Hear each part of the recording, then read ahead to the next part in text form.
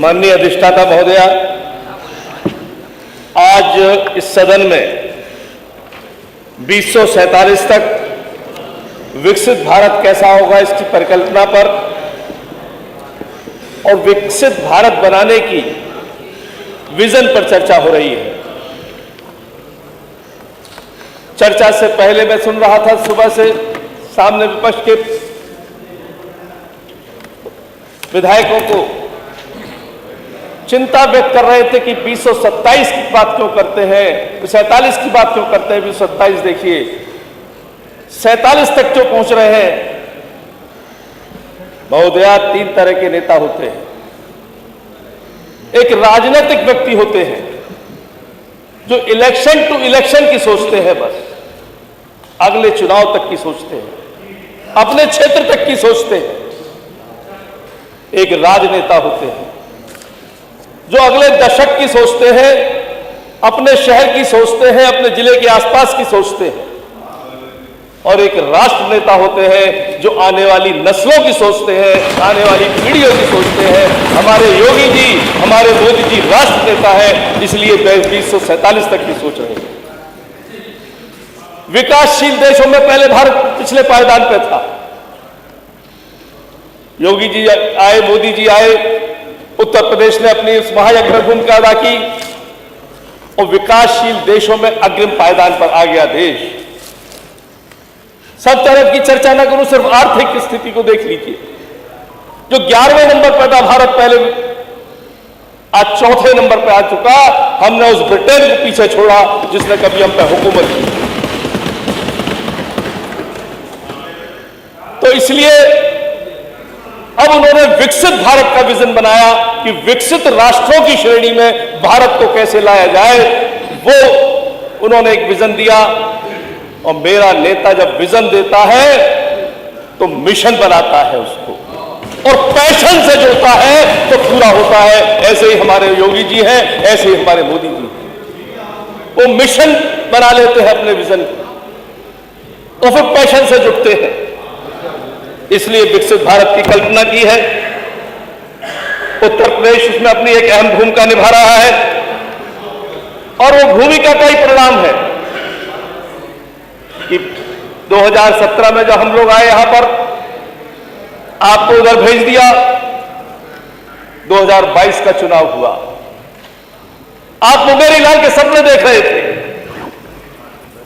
लेकिन दोबारा फिर हम आए। पूर्ण बहुमत से उत्तर प्रदेश में 2 बार एक ऐतिहासिक घटना हुई। पहले ही होगा तो क्यों हुई? क्योंकि योगी जी का नेतृत्व, उनका कृतित्व, उन्होंने अपना जीवन होम किया है इस जनता के लिए, इस प्रदेश के लिए त्याग, बलिदान और संघर्ष किया है, उसका परिणाम हुआ है। खुद को जलाकर हमने रोशनी की है। ये योगी जी के लिए है कि खुद को जलाकर हमने रोशनी की है, जुगनू पकड़कर हमने उजाला नहीं किया। हमने योगी जी को जो नेतृत्व मिला दोबारा, ये इसीलिए मिला क्योंकि तन समर्पित, मन समर्पित और ये जीवन समर्पित, चाहता हूं मातृभू मैं तुझे कुछ और भी दूं, उसका परिणाम हुआ कि हम लोग आए।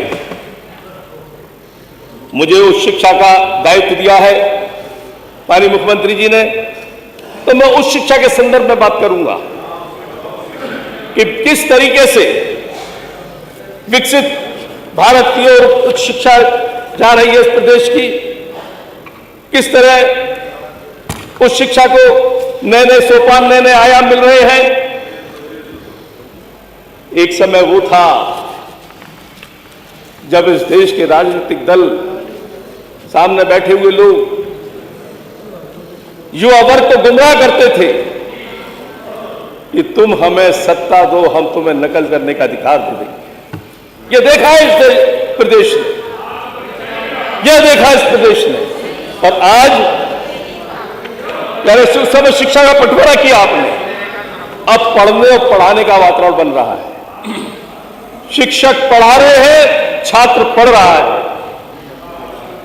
राष्ट्रीय, और यही कारण है कि कानून व्यवस्था सुधरी है, शिक्षा का वातावरण सुधरा है, इसलिए राष्ट्रीय और अंतर्राष्ट्रीय ख्याति प्राप्त विश्वविद्यालय उत्तर प्रदेश में आ रहे हैं। चंडीगढ़ और जेएस जैसे विश्वविद्यालय, उन्नाव में आपके पड़ोस में लखनऊ के, जो विश्व में 23वें नंबर पर है, उसका आगमन हुआ है, वो खुला है, और कुछ ही चंद महीनों में 3000 छात्रों ने वहां प्रवेश किया है।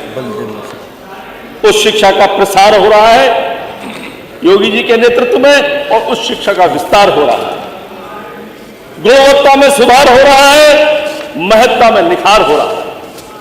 यह है योगी जी के राज में और हमारे विकसित भारत में ले जाने का विजन। विस्तार और प्रसार के विषय पर मैं चर्चा करूं तो योगी जी के आने से पहले 14 विश्वविद्यालय थे मात्र इस प्रदेश में सरकारी। 6 मिशनरी कमिश्नरी ऐसी थी जहां एक भी विश्वविद्यालय सरकार का नहीं था, सरकारी विश्वविद्यालय नहीं था। 8 सरकारी विश्वविद्यालय खुले, आज 18 कमिश्नरी में एक सरकारी विश्वविद्यालय खुला है। यह उपलब्धि है। उससे पहले मात्र 29 निजी विश्वविद्यालय थे, आज 51 निजी विश्वविद्यालय है। 2 को अभी एलओपी मिली है, यानी संचालन का अधिकार, 49 चालू हो चुके हैं। 70 वर्षों में, पिछले 70 वर्षों में 171 महाविद्यालय थे उत्तर प्रदेश के अंदर सरकार के। 8 वर्षों में 71 महाविद्यालय खुले हैं। यह उपलब्धि है हमारी। अंतिम पायदान पर बैठे व्यक्ति के पास कुछ शिक्षा पहुंचे, यह लक्ष्य है हमारे नेता का, इस सदन के नेता का, और उसी के तहत उन्होंने नई शिक्षा नीति दी, उत्तर प्रदेश उच्च शिक्षा प्रोत्साहन नीति 2024, जिसमें हर जिले में एक विश्वविद्यालय बने। यह एक लक्ष्य बना के चले हैं, एक विजन बना के चले हैं। इसीलिए विजन 2047 जो है, इसी के लिए है। एक सहज नई योजना आई है, उसमें एक ही जगह पर 5 विश्वविद्यालय इकट्ठे होंगे। स्पेशल एजुकेशन जोन जिसको कहा गया है। जहां तक गुणवत्ता में सुधार का सवाल है, तो प्रसार और प्रचार के बारे में संक्षिप्त रूप में मैंने बताया। एआई से आच्छादित कोर्स दे रहे हैं विश्वविद्यालयों को। चंडीगढ़ विश्वविद्यालय जो उन्नाव में खुला है, 43 के 43 कोर्सेज एआई से आच्छादित हैं। मार्कशीट डिग्री ऑनलाइन मिल रही है। स्मार्ट क्लासेस प्रारंभ हो चुके हैं। स्मार्ट लैब्स, लर्निंग पार्क, शोध पीठों की स्थापना, rooftop solar wifi system, 70 lakh से अधिक टैबलेट और स्मार्टफोन का वितरण, centre of excellence, digital library. और पहली बार उत्तर प्रदेश को पीएम ऊषा में 965 करोड़ विश्वविद्यालयों को इंफ्रास्ट्रक्चर विकास के लिए और उनकी उन्नति के लिए मिले हैं। यह उपलब्धि है। मान्यवर, इससे पहले योगी जी की सरकार से पहले उत्तर प्रदेश में एक भी विश्वविद्यालय रैंकिंग में नहीं था। नेट रैंकिंग की ए डबल प्लस में बताऊं आपको, 6 विश्वविद्यालय हैं। इससे पहले एक भी नहीं था। ए प्लस के 2 सरकारी विश्वविद्यालय हैं, इससे पहले एक भी नहीं था। 7 निजी विश्वविद्यालय ए प्लस रैंकिंग में है। ए रैंकिंग में, ए ग्रेडिंग में 1 विश्वविद्यालय गवर्नमेंट का और 4 निजी विश्वविद्यालय। बी ग्रेड को तो मैं गिनता ही नहीं हूं, जरा कितने हैं। लेकिन इससे पूर्व 2017 से पूर्व एक भी विश्वविद्यालय नैक रैंकिंग पे कहीं नहीं था। एनआईआरएफ रैंकिंग, एनआईआरएफ में उत्तर प्रदेश के 7 संस्थान आ चुके हैं। पहली बार यह उत्तर प्रदेश में हुआ है कि उत्तर प्रदेश के 7 संस्थान एनआईआरएफ में हैं। इससे पूर्व देश का एक भी विश्वविद्यालय, प्रदेश का पहले 500 की श्रेणी में नहीं था देश की। आज उत्तर प्रदेश के 3 विश्वविद्यालय उत्तर प्रदेश के, हाँ सुनोगे क्यों, उपलब्धियां आ रही है ना, बोल नहीं पाओगे। 3 उपलब्धियां, 3 विश्वविद्यालय 3 रैंकिंग में है, वो 100 की रैंकिंग में। विदेशी छात्र आ रहे हैं, ज्यादा दूर मत जाइए, लखनऊ यूनिवर्सिटी चले जाइएगा। उत्तर प्रदेश में इससे पहले योगी जी की सरकार से पहले 70-80 छात्र पढ़ने आते थे, आज 1000 छात्र पहुंच चुके हैं। उत्तर प्रदेश उच्च शिक्षा का हब बन रहा है। पहले उत्तर प्रदेश के छात्र विदेशों में जाते थे, अन्य प्रदेशों में जाते थे, आज अन्य प्रदेशों और विदेशों के छात्र। माननीय मंत्री जी, यह है विदेशियों के साथ, विदेशियों के जो अच्छे इसको माननीय मंत्री जी, फैकल्टीज हैं उनको उत्तर प्रदेश में लाया जा रहा है। MOU हो रहा है, 1 मिनट में समाप्त कर योजना दीजिए। है। अभी तो मैं उपलब्धियां बता रहा हूं, अपना विजन और जो है हमारे आपके सारे साथी बताएंगे, आपके और साथी भी बताएंगे। ये उत्तर प्रदेश का उपलब्धियां हैं। NEP 2020, NEP के मूल में यदि जाए, शिक्षा को संस्कार से जोड़ना, शिक्षा को रोजगार से जोड़ना, शिक्षा को तकनीक से जोड़ना, ये न्यूक्लियस है NEP का। ये 3 सेंटेंस न्यूक्लियस है। इनकी परिधि में, इनके सरकमफ्रेंस में यहाँ के पाठ्यक्रम बनते हैं, कार्यक्रम बनते हैं। माननीय मंत्री जी, भारतीय ज्ञान परंपरा के हेतु नए सोपान रचे हैं। संस्कृत और संस्कृति को प्रोत्साहन में क्रांति दी है।